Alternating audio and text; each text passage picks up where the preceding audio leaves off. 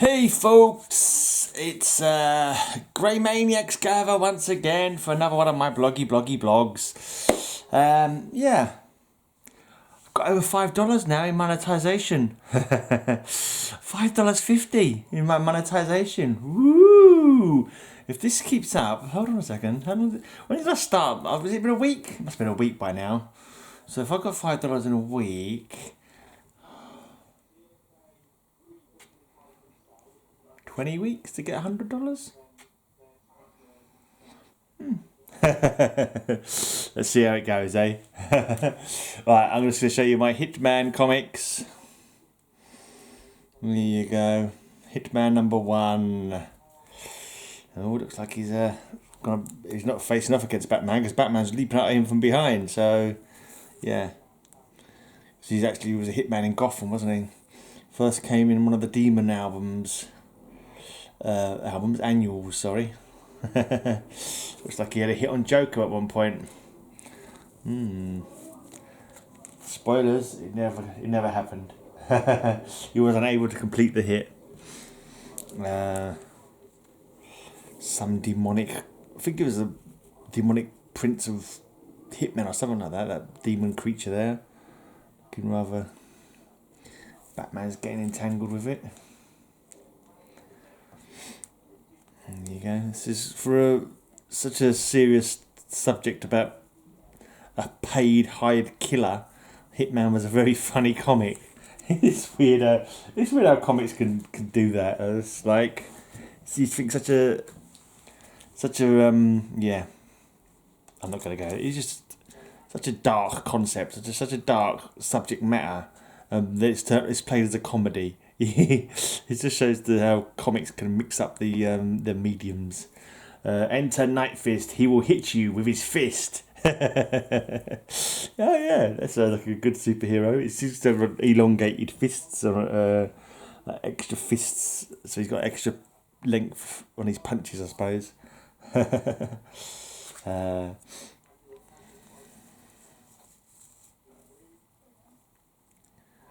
Hitman's getting hit. This is the final part, 10,000 Bullets, part 4. And the bullets are flying. It's obviously a story of him growing up. There's young him, I'm guessing. And him as an adult in the background. He was one of the guys who got powers after being bitten by a parasite from an alien parasite from the Bloodlines series. It was in the Bloodlines annual of Demon that he came up. Local Hero, part 1 of 4. Standing over an open grave on that one.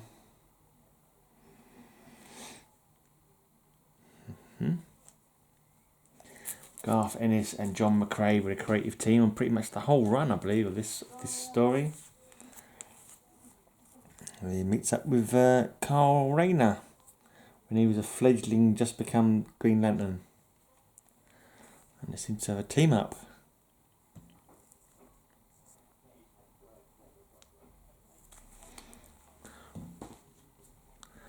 Right, and this gives you a flavour of the daftness of some of the comedy. This 2-part story is called Zombie Night at the Gotham Aquarium.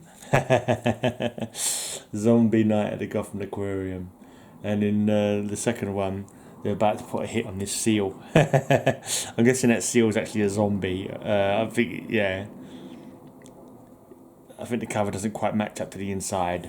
I think it's not a cute little seal on the inside. It's like zombie sea lions and zombie penguins and stuff like that. Rather daft. Right, and this one is called Ace of Killers, 1 of 6. I think the Ace of Killers was a gun. I think it was supposed to be a gun, like a magic gun that would kill anybody with one shot, that kind of thing. Here he's facing off against Catwoman. He seems to be quite enjoying himself. He must, perhaps he enjoys a little bit of rough and tumble with a buxom feline. Whew, yeah. Actually, is that actually Catwoman or is that someone else dressed as Catwoman? I don't know. It's a bit hard to say.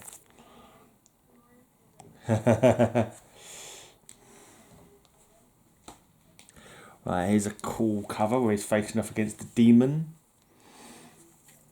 I think he was writing demon at this time, I'm not too sure. But he did write him when he invented the Hitman character, he was writing him with John McCrae doing art. Cool, that is a cool demon cover. Just spurting flames out. And this, I think this must be Enter Section 8. Basically, it was a bunch of reprobates and like madmen and lunatics in Gotham who were a superhero team. But they had their own comic at one point. I need to pick that up if I can. Just completely, just totally stupid stuff. Six Pack, who was just an alcoholic. There was some bloke called Shakes or something like that. He had delirium tremens. I think it was called delirium tremens, and he just shakes all the time. There's one guy whose power is spitting at people. Another guy called Dog Welder. He welds dead dogs to people's bodies. How is that even possible? Let's not go there. And I can't remember this name. It's like Bueno Estente or something like that. Who basically, I think he's just sex pest. I don't know. He's like, he all looks very suspicious what he gets up to when he like someone gets knocked out and he goes up and goes bueno, something weird like that. It's not good. It's funny. It's stupid, but yeah.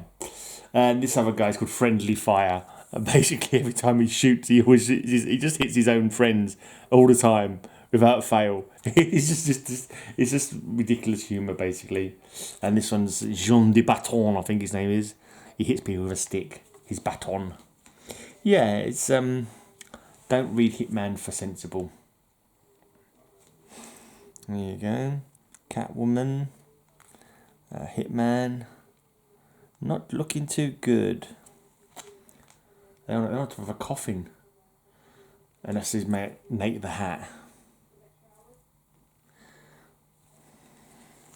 I thought of Nate the Hat. I was watching Geeky Guy Comics, his new killer comic show. Comico Dino was on it, and he always wears his hat. And I was thinking of Nate the Hat when Geeky Guy Comics was saying that what's his face always Dino always wears a hat. So I was thinking of this Nate the Hat guy, who is Hitman's like right hand man, his partner in crime. There's one from the pretty cool one from the close up cover month. It was a close up of the protagonist's face. It's a pretty cool one. He's got a scotch there or something and smoking a fag. This is it looks like it's from the same series, but it's not. He's just got his gun stuck in some Santa's gob. Doesn't look too good. I think this one is telling the story of them. Actually, this is the wrong way around. Oh no, it went. Why is it like that? 21, 22. These seem to be in the wrong way around, these ones. I'll have to change that in a minute. Right, 23, Who Dares Wins. That's the emblem of the SAS. Yeah, I think they end up going up against the SAS. I think that's right. They seem to be using a large person as cover here in a gunfight. Yeah, I think what happened, their sort of origin goes back to the Gulf War or something like that. And what happens is that they friendly fire some SAS people. The SAS are doing some mission and they're like loafing around, supposed to be on guard duty or something. And rather than waiting for the password I can't remember what happened, they end up shooting some SAS guys. And they don't admit it. They keep stum about it. And anyway, I think the SAS found out about it and they come after them later. Something like that. I'm pretty sure that's what happened in that story. They were quite incompetent. There wasn't very competent soldiers when they were soldiers. Right, here they've been. I think this is them being caught by the SAS. I think the SAS has caught them and going to execute them.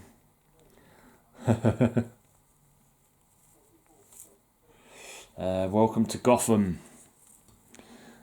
Doesn't look too good for Gotham at the moment. Gotham's in flames. It's quite a long run, this. So it's going to be quite a long video. Make up for yesterday's video. It was pretty short. Ouch. That's ouchie. Someone's stomping on his head. That can't be good. And someone's about to drown by the looks of it. They are pretty cool covers. I'll say that from. This is a bit of 90s, late 90s. This is 98. So it started probably about 97, something like that. Tommy's Heroes, part 1 of 5. Tommy's Heroes, part 2 of 5. Some OTT supervillains by the looks of it.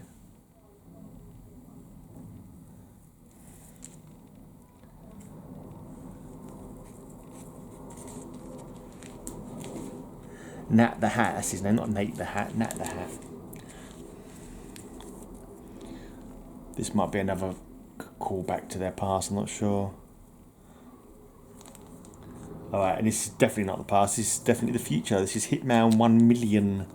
I don't know if it's the same Tommy Monaghan who's also... I wouldn't have thought so, unless it's a clone of himself or something. Not too sure what his story is.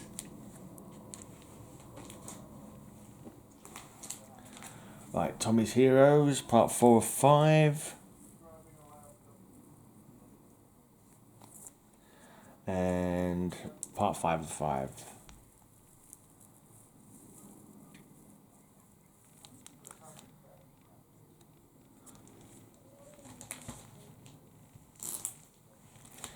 Super Friends.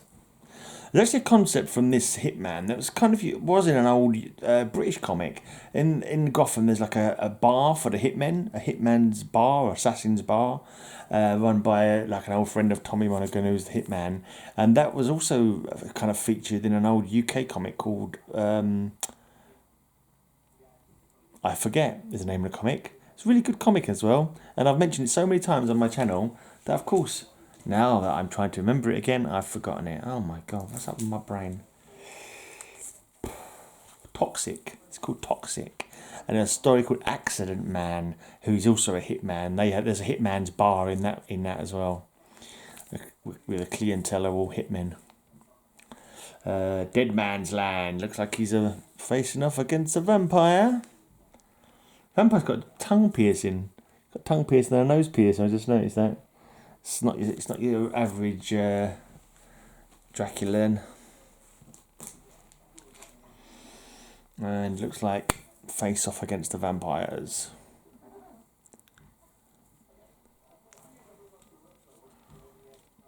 For Tomorrow, part 1 of 4. This guy here is like an old rival of Hitman's. Like they're always like a rivalry about who's the best Hitman in the game, kind of thing. So that's what happened in that story. And there's always an unspoken thing that one day they're going to find out who's the best at what they do via the means of a duel or something.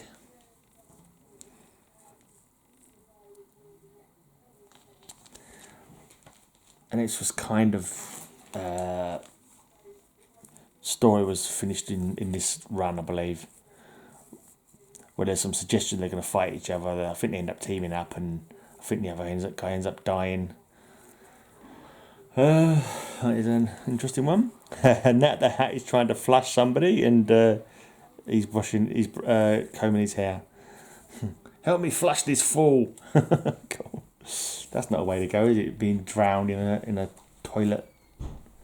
That would not be fun. Right, what is fun though is dinosaurs. Dinosaurs on comic book covers. It's not so much fun for the Hitman because he appears to be in the mouth of a rather large beast. Even more dinosaurs going on. Who'd want to be in a blinking glider plane when there's pterodactyls around, or pterodons, or whatever these particular ones are? Not good. Paraglider, I think that's a paraglider. Oh, more dinosaurs. It could be the same one. He looks like the same breed, but this time he's got a bazooka. Bazooka, that pterodactyl, and that Allosaur, or whatever it is, T-Rex. The old dog, part 1 of 3.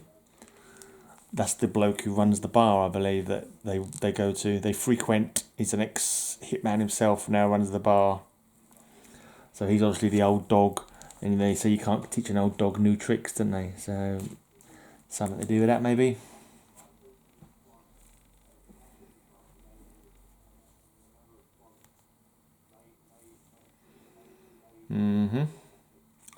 And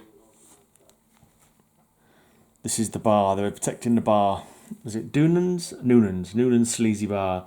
This is a bunch of hitmen protecting the bar. I think apart from her, I thought she might have been the woman that was in the Catwoman suit earlier on. She didn't look like Catwoman. It looked more like a lady of colour. And that's why I was thinking it was her in the Catwoman costume, maybe. Yeah. She was, I think her name's Teague, or Tegan. She's a cop who ends up having a romantic interest with the hitman. Bit of a conflict of interest, you'd think. And this here is Baitor. Baitor's a demon from hell who somehow ended up in Noonan's bar and just liked it there. And just drank at the bar, burped a bit, and said, "I am Baitor." That was kind of what he said. Kind of a bit like Groot. I don't know if it came before Groot or after Groot. This is Hitman number 50. Another smoking cover, smoking gun, and smoking a cigarette.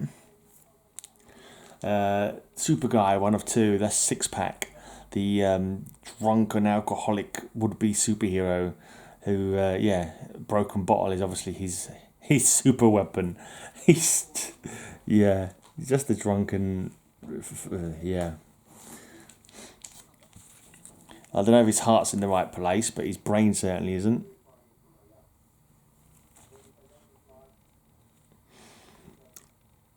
Closing time, number 1. This is the last story arc, I believe. Well, I will be giving spoilers, probably. I will be giving spoilers, most likely. So if you haven't read Hitman, you know, be prepared.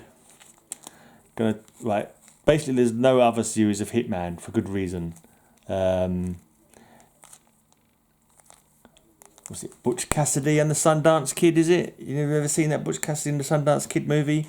Where at the end, hopelessly outgunned, the two heroes of the story, the two main protagonists of the story, Hitman and Nat the Hat, go out fighting. You can see that this is during the time in the army, sitting there reading Our Army at War, Sergeant Rock. It's pretty cool.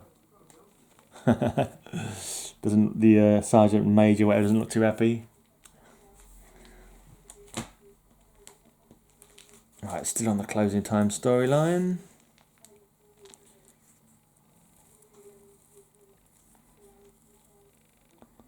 Pretty cool. Number 7. Going out shooting. And the final one, they're walking away from the bar. They've finished their drinks up, they left their guns on the table, and they're walking off into the white light.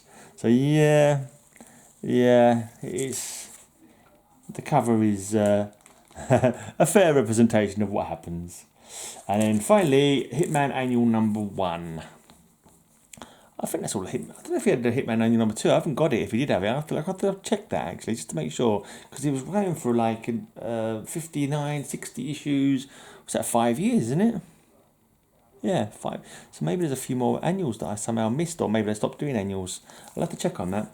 But anyway, that's my Hitman run. Great fun. Cool comic. If you like irreverent humour, don't get too het up on good guys and bad guys, whatever. They are. And if you're a fan of Garth Ennis's wacky, violent, fun, kind of humour, adult-ish, obviously still within the framework of comic books, but it's not like not for kids. Definitely not for kids. Not for young kids. I wouldn't think so. But teenagers, I think, would appreciate it. Yeah, and grown-ups, anyone with a bit of a raucous sense of humour will enjoy that run. And they look nice in their new bags and balls. The only trouble is I've bagged up and balled box 7, which I showed recently, and box 8. And now there's about 50 comics in each box that won't fit back anymore in the boxes. And it's just like, oh man, they look nice and they're probably going to last longer. To be honest, the way I have had them for years, 6 or 7 or 8 all in one blinking plastic bag. And when I open them up, they all look pretty much pristine inside still. Sometimes I just wonder if it's just the only reason we bag and board them is because the bag and boarding companies thought, how can we sell bags and boards? I know, we'll convince everybody that this is the way to keep your comic books.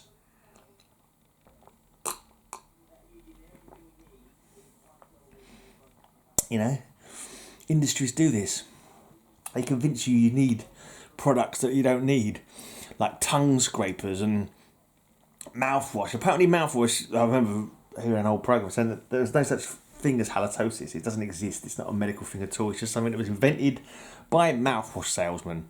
They invented this thing so they could say that it will combat it. I don't know how true that is, or if I'm remembering it wrong. But there's plenty of stuff like that. But anyway. Are bags and balls actually as necessary as they make them out to be? Or is it just that we've been programmed to believe that they're necessary? Leave comments below if you can bothered. Anyway, yeah, do leave comments below because it helps with the old algorithms and that. Very low amount of views lately. Since I've monetized, I've got very, very low amount of views. Like I do one streaming video of a game and it gets as much views as like 3 or 4 comic book videos, and it's just like that's annoying. That's a shame, but anyway, never mind. These things happen. We just keep soldering on anyway, and I'll be back tomorrow with another bloggy blog. Until next time, may all your news be good news.